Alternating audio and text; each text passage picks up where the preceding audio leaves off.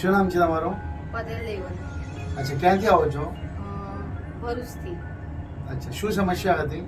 મને 15 વર્ષથી સોરાયસિસની સમસ્યા હતી.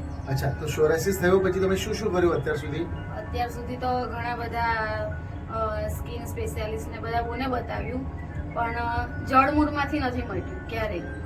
અચ્છા, તો તમને સોરાયસિસ ક્યાં ક્યાં હતો? આખા બોડી પર જ, ફૂલ બોડી. અમારી સંસ્થા જે રાજુદીશી પ્રેરિત લક્ષ્મીનારાયણ ચેરિટેબલ ટ્રસ્ટ જે નિરામે સ્વાસ્થ્યમ છે એનું માર્ગદર્શન તમને કોને આપ્યું?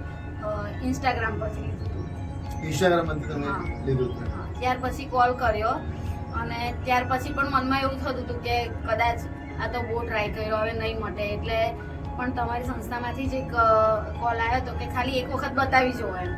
અચ્છા, હા, ત્યાર પછી એક વખત બતાવવા આવ્યા તો 3 મહિના સુધી તો હજુ મનમાં એવું જ હતું કે નહીં મટે આમ, પણ અત્યારે બહુ સારું છે. અચ્છા.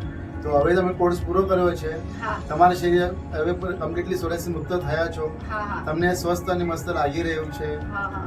હવે અહીંયા આવ્યા પછી અમારા અહીંયા જે અમને માર્ગદર્શન આપીએ છીએ એમાં તમને કેવું લાગ્યું છે?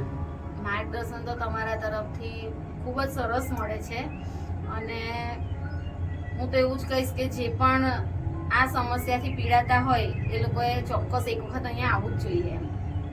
ઓકે, કઈ વાંધો નહીં. છતાં પણ મારું વ્યાખ્યાન તમે સાંભળ્યું હશે સોરાયસિસ હા. મુક્તિનું. હા. એ વ્યાખ્યાન જે સાંભળ્યું છે એમાં જે કહેવામાં આવ્યું છે એ ફોલો કરશો એટલે ફરીથી થશે નહીં, એટલે ભૂલો કરશો તો ફરીથી થઈ થઈ શકે શકે છે. છે. એટલે તેથી ભૂલો કરવાની નથી ને વારંવાર એ વાતને તમારે વાગડવાનો છે કે હવે ફરીથી ભૂલો ના થાય એના ના માટે. થાય.